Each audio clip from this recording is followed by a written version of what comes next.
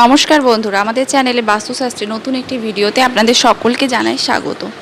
তো চলুন আজ জেনে নেওয়া যাক ঘরে দারিদ্র আসার 15টি প্রধান কারণ। প্রথমত, যে বাড়িতে স্বামী স্ত্রী একসাথে একই থালায় খাবার খান সেখানে বাস্তুদোষের কারণে পাপ হয়।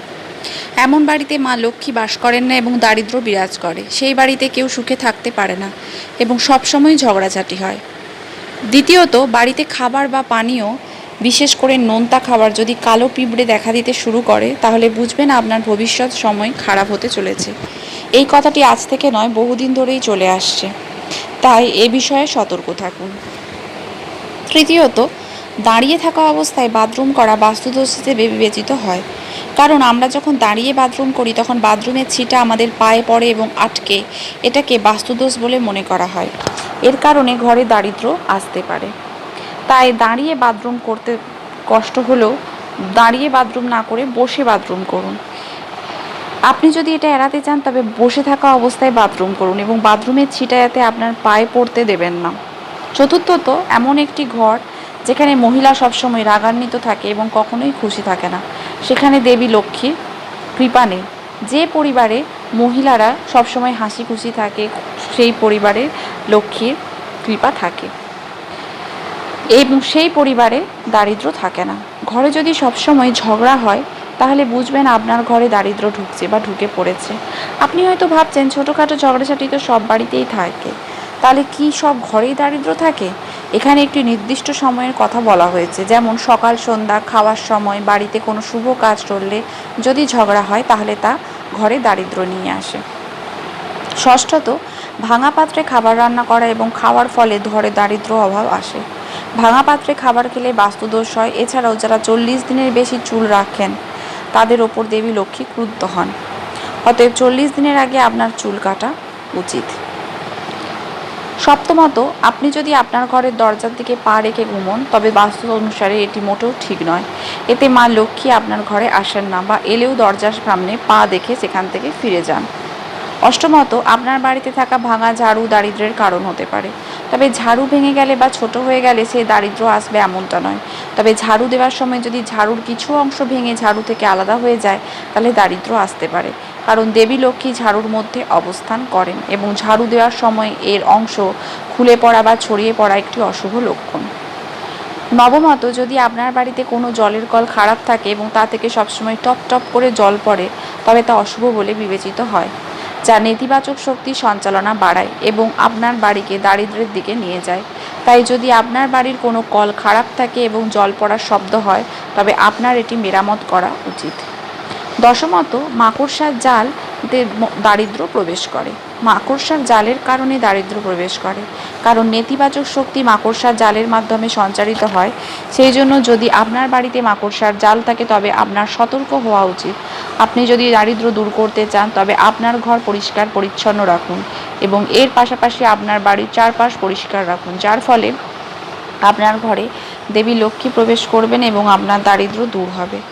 11, জানালা বা দরজা বন্ধ করার সময় বা খোলার সময় যদি আপনার দরজা থেকে বিকট শব্দ আসে তবে এটি নেতিবাচক শক্তির জন্ম দেয় এবং এরই মাধ্যমে ঘরে দারিদ্র প্রবেশ করে। তাই এই ধরনের দরজা জানলা অবিলম্বে মেরামত করুন। 12, যেসব বাড়িতে কখনো পুজো হয় না, সেখানে মানুষ ঈশ্বর বা তাদের পূর্বপুরুষদের পুজো করেন না, সেখানে মা লক্ষ্মী কখনো সদয় হন না এবং সেখানে সুখ সমৃদ্ধি থাকে না। কোনো বাড়ির লোকেরা যদি হঠাৎ করে ভগবানের ভক্তি থেকে দূরে সরে যায় তবে এবং ধর্মকর্ম করা বন্ধ করে দেন তবে এটি আসন্ন অর্থনৈতিক সংকটের একটি বড় লক্ষণ। 13, বাস্তুশাস্ত্র অনুসারে সূর্যাস্তের পরে দুধ, দই, পেঁয়াজ, লবণের মতো জিনিস কখনো কাউকে দেওয়া উচিত নয় এবং সন্ধ্যার সময় কাউকে টাকা ধার দেওয়া উচিত নয়। এর ফলে দেবী লক্ষ্মী ক্রুদ্ধ হন এবং ঘরে দারিদ্র আসে। 14, বিছানায় ভুল করেও খাবার খাওয়া উচিত নয়।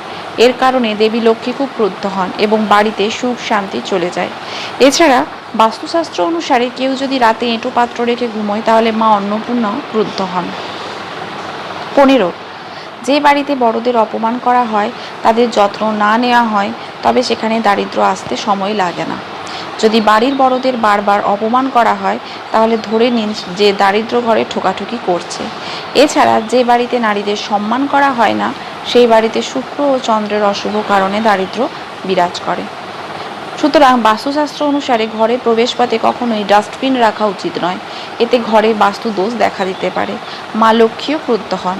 এই একটি ভুল ঘরে দারিদ্র্য ডেকে আনতে পারে। বাড়ির প্রধান দরজা সবসময় পরিষ্কার রাখতে হবে। এখানে প্রতিদিন সন্ধ্যে ঘিয়ের প্রদীপ জ্বালাতে হবে। এতে মা লক্ষ্মী প্রসন্ন হন। ডাস্টবিন সবসময় দক্ষিণ পশ্চিম বা উত্তর পশ্চিম দিকে রাখতে হবে। বাস্তু অনুসারে যদি কোনো ব্যক্তি বহুদিন বাড়িতে ছেঁড়া জুতো চপ্পল রাখেন, তাহলে গ্রহের দোষ ত্রুটিগুলি প্রভাবিত হতে পারে। তাই অব্যবহৃত জুতো বা চপ্পল যত তাড়াতাড়ি সম্ভব ঘর থেকে সরিয়ে ফেলুন। রান্নাঘর, উঠোন বা বাথরুম কখনোই জল জমতে দেওয়া উচিত নয়, কারণ জল জমা খুব খারাপ বলে মনে করা হয়। এটি আর্থিক ক্ষতির কারণ হয়। পরিবারের কেউ উন্নতি করতে পারেন না, তাই আজই এই বদ অভ্যাস ত্যাগ করুন, না হলে জীবনে আর্থিক সমস্যা দেখা দেয়। তা থেকে বেরোনো খুব কষ্টকর হয়ে ওঠে। অনেকের বাড়ির মতে মৃত পূর্বপুরুষদের বা ঠাকুরের ফুলের মালা দেওয়া হয়। খেয়াল রাখবেন যে এই ফুল শুকিয়ে গেলে ঘরে রাখা উচিত নয়। আপনার বেডরুমে বা ড্রয়িং রুমে রাখা গাছপালা ভালোভাবে যত্ন নিন, সেগুলি যেন কখনোই শুকিয়ে না যায়, তাহলে আপনার সংসারে বিপদ আসতে পারে। তাজমহলের ছবি কখনোই ঘরে রাখা উচিত নয়, কারণ তাজমহল বেগম মমতাজের সমাধি। ঘরে সমাধির ছবি রাখলে নেতিবাচক শক্তি প্রবেশ করে এবং ইতিবাচক শক্তি বেরিয়ে যায়। পারিবারিক ও দাম্পত্য জীবনে অশান্তি লেগেই থাকে। সুতরাং আপনারা বুঝতে পারলেন নিশ্চয়ই যে আজকে আমি কি কি বিষয়ে আলোচনা করলাম। তো এই জিনিসগুলি আশা করি আপনারা করবেন না, এবং না করে যদি উপকার পান তাহলে অবশ্যই কমেন্টে লিখে জানাবেন। তো চলুন আজকের ভিডিওটা এখানেই শেষ করছি। ভালো লাগলে ছেড়ে যাওয়ার আগে একটি লাইক, শেয়ার এবং সাবস্ক্রাইব করতে কিন্তু ভুলবেন না।